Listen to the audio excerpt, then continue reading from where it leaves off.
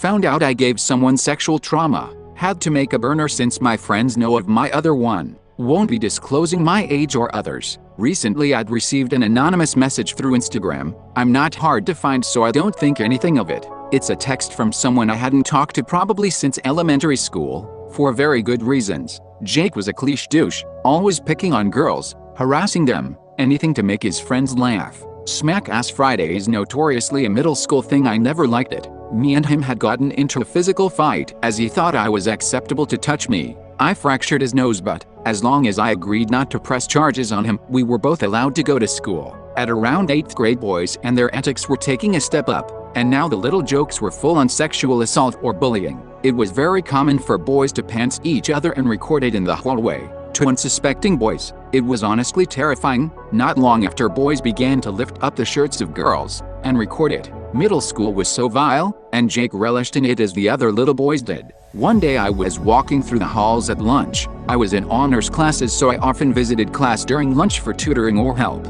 Jake is in the hallway with his friends and I walk past. It's very quiet. I'm aware they're following me and I instantly feel a wave of anxiety flood me. Jake grabs my pants, putting his thumb underneath my underwear, meaning I would have been fully exposed, and almost pulled them down. I dropped my 2-inch binder, and I got so upset I just hit him over and over and over. There was a video that has since been disposed of by court order, which I doubt is actually deleted. I was strangling him for an unprecedented amount of time since he was stronger than me. It was the first thing I could think of. I remember crying the whole time, asking why he wouldn't just leave me alone. When they pulled me off, I was kicking and screaming. I wanted him to be as scared of me as I was him.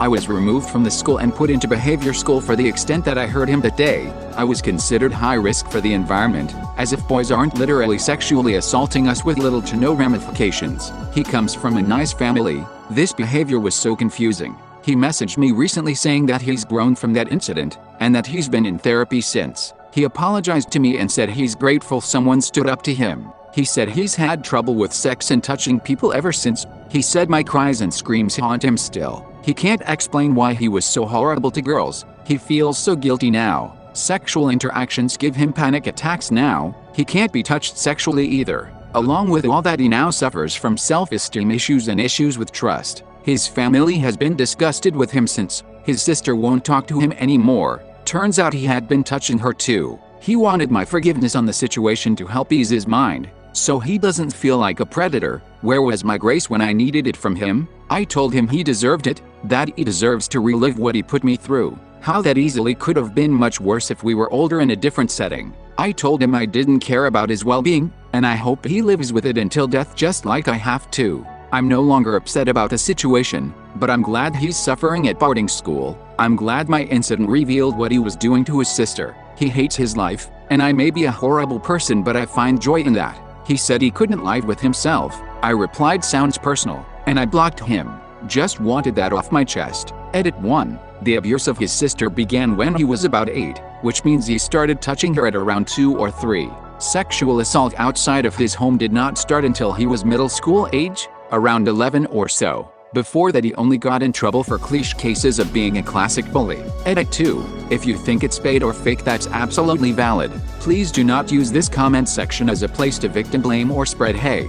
I don't care to be believed by anyone because my justice has been served. But don't make victims who have been served no justice believe they can't talk about it on the internet. It sucks. And so many boys and girls from that school still have yet to address the assault they endure daily. It's fake to you, and real to others. Be considerate at least.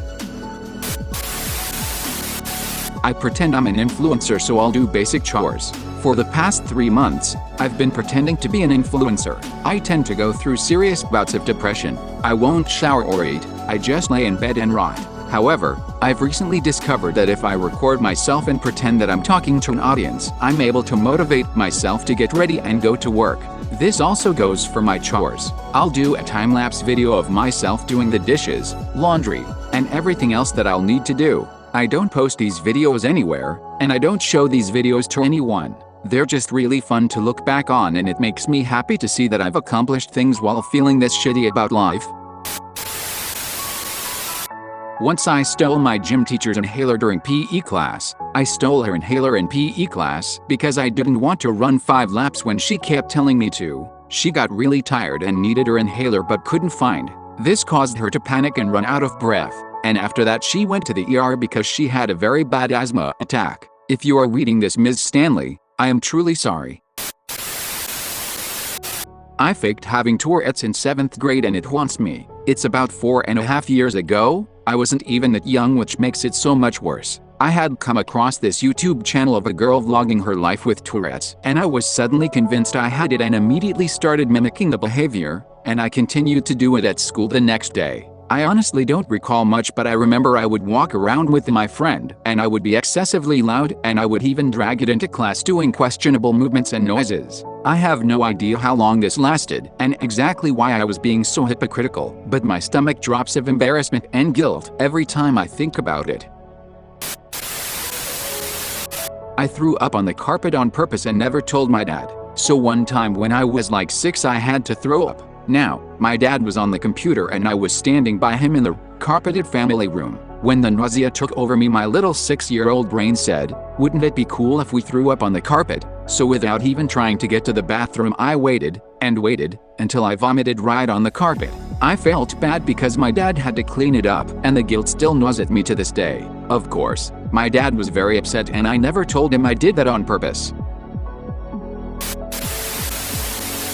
I stole from my college's bookstore. I go to a very expensive art school, and I don't make much money. Today I had to spend $30 on a tiny set of paints for a 3-day project. These paints are only sold at my college's bookstore. Long story short, I stole the paint. I wasn't thinking straight and now I'm panicking about getting kicked out. I was dumb enough to buy a $3 super glue using my debit card. The cashier was giving me a weird look and I was shaking and stumbling my words. I immediately regretted it.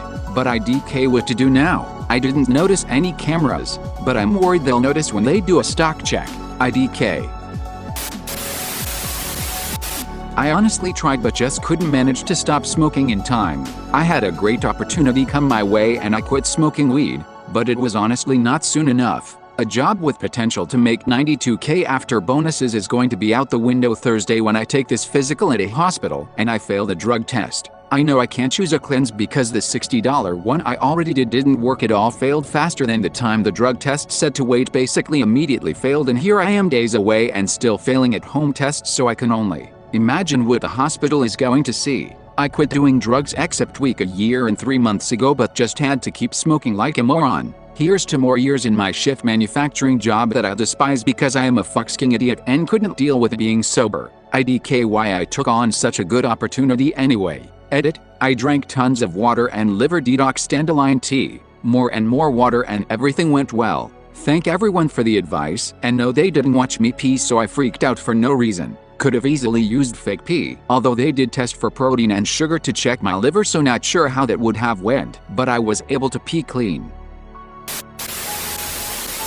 I accepted a counterfeit $50 bill, then passed it to another customer. This was decades ago when I worked retail, well past the statute of limitations. As a high school student, I worked in a mall, which is a place where, once upon a time in the olden days, people would go to shop. One particularly busy day, a customer paid for their purchase with a $50 bill. Something immediately felt off about the bill. The paper was too stiff and smooth, but there was a line and I was rushing, so I accepted the bill and didn't question the customer. Still, something didn't sit right with me, so when the line died down, I opened my cash drawer to take a closer look. This bill was so obviously a fake, I was embarrassed. I accepted it. This was almost 30 years ago, and I don't remember what security features bills included in those days, watermarks, ribbons, etc. But even so, it was clear this wasn't legit. As I mentioned earlier, the paper was too smooth and stiff. That was clear as soon as the customer handed it to me, and I kicked myself for not rejecting it then.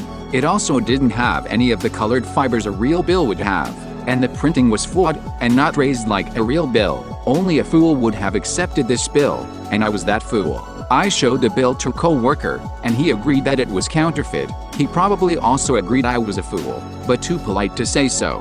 In truth, I should have just accepted I made a mistake, in one that was not going to get me fired, and one that provided a lesson to be more careful in the future. The store could easily absorb a $50 loss. This wasn't going to bring me, or the store, down. Mistakes happen, but I didn't leave it that. Later that day, a customer made a small purchase with a $100 bill. In a move I still feel guilty for, I decided this was my opportunity to get rid of that bill. Realizing that the feel of the $50 bill was an immediate clue that the bill wasn't legit, I sandwiched it between other bills that made up the customer's change: $10, $50, $20, I forget the actual denominations. This way, the customer wouldn't feel the counterfeit paper until he left the store. If I felt any relief from getting rid of the counterfeit bill, it was short-lived and replaced by guilt. This was an extremely stupid thing to do. Obviously, the second customer was an innocent victim and didn't deserve what I did. Also, he was far more likely to remember which store, and even which cashier, gave him the fake bill than I was to remember or encounter the customer who passed it in the first place. As far as I know, there were no repercussions from this, other than my guilty conscience and being on Santa's naughty list.